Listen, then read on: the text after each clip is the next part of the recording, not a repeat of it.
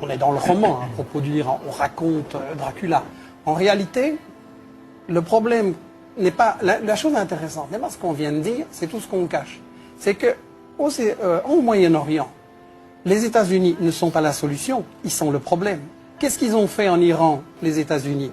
Il y avait un Premier ministre qui a démocratiquement dit un jour, 53, le pétrole, tout va dans les poches des multinationales, il faudrait quand même que ça profite un petit peu à mon peuple aussi. Qu'est-ce que les États-Unis ont fait? Coup d'État, renversé. C'était Mossadegh. Voilà, c'était Mossadegh, exactement. Et à la place, on a installé la dictature militaire du Shah d'Iran. La police politique, la SAVAK, a torturé, emprisonné, assassiné des dizaines de milliers de gens. Ça, c'est la démocratie des États-Unis en Iran. Maintenant, on nous dit, oui, mais l'Iran a des armes de destruction massive. On nous a déjà fait le coup, on sait ce que ça vaut, mais on recommence, parce qu'on n'a pas 36 prétextes. Donc, l'Iran des armes pourrait développer l'arme nucléaire. Bien, mais Israël a 150 têtes nucléaires. Ça, c'est les bonnes bombes, peut-être. Donc, l'Israël, qui est l'État le plus raciste au monde, qui a chassé les Palestiniens de leur terre, qui viole toutes les résolutions des Nations Unies, l'Israël... Non mais qu'est-ce qui se passe en Iran aujourd'hui?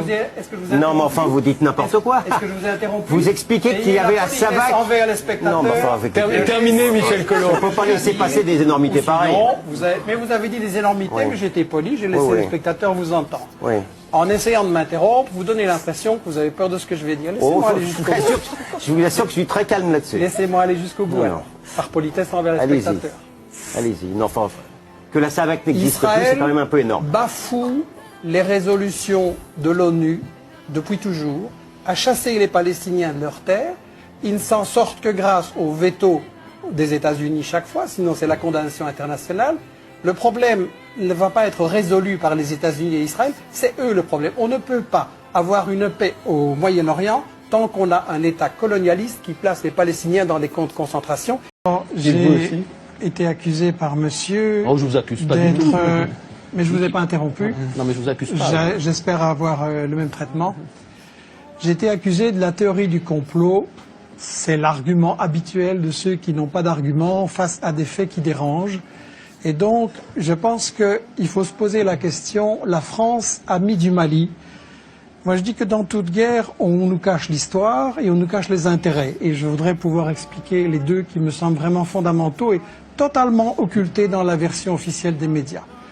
L'histoire occultée, c'est quand il y a eu un président élu au Mali qui s'appelait Modibo Keïta, qui voulait l'indépendance de son pays, le développement et mettre fin à la pauvreté.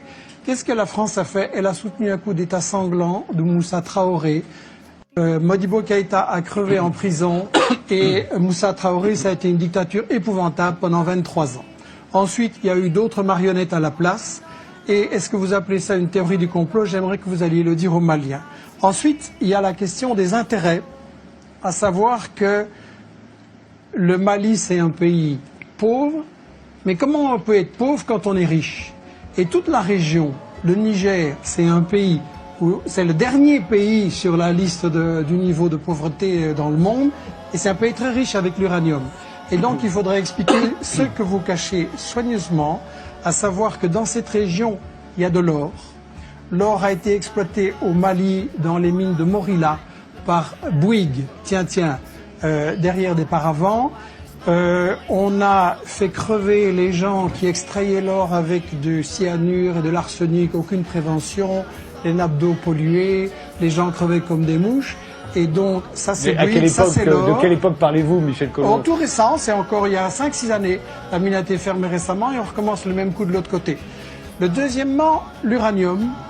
Areva est plein de convoitises pour l'uranium du Mali. Et quand on veut voir ce qu'il va en faire, il faut voir ce qui se passe au Niger, le pays le plus pauvre, comme je le disais. Au Niger, Areva, c'est le numéro 1 de l'exportation nucléaire dans le monde.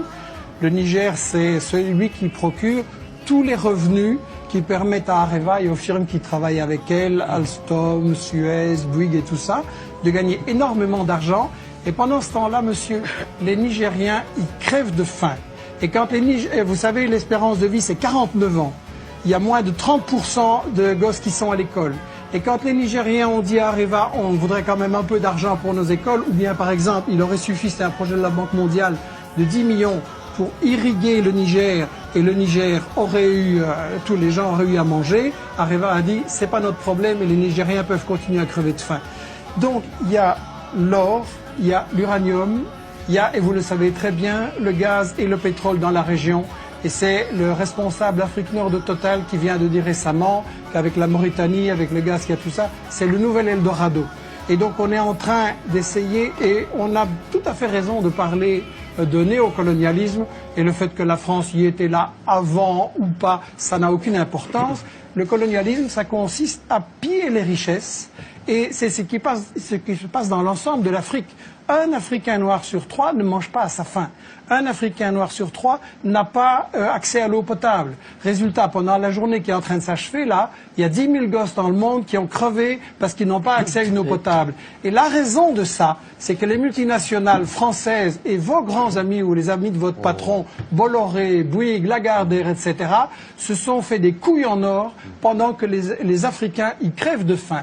Et ça, allez leur dire que c'est une théorie du complot quand eux, ils voient la misère pendant qu'ici, vos amis, c'est les Ferrari, les Porsche et les châteaux. Vous pensez c'est pas une théorie du complot. Que quand les mafieux, les fondamentalistes, les terroristes qui sont au nord auront pris le pouvoir, les Maliens vont manger à leur faim, les Nigériens vont manger à leur faim, que ça va aller bien, que ça va aller mieux? Mais vous pensez qu'il y a un rapport de la guerre.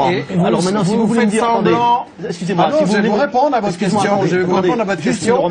Qui a lancé les fondamentalistes en Afghanistan, sinon les États-Unis?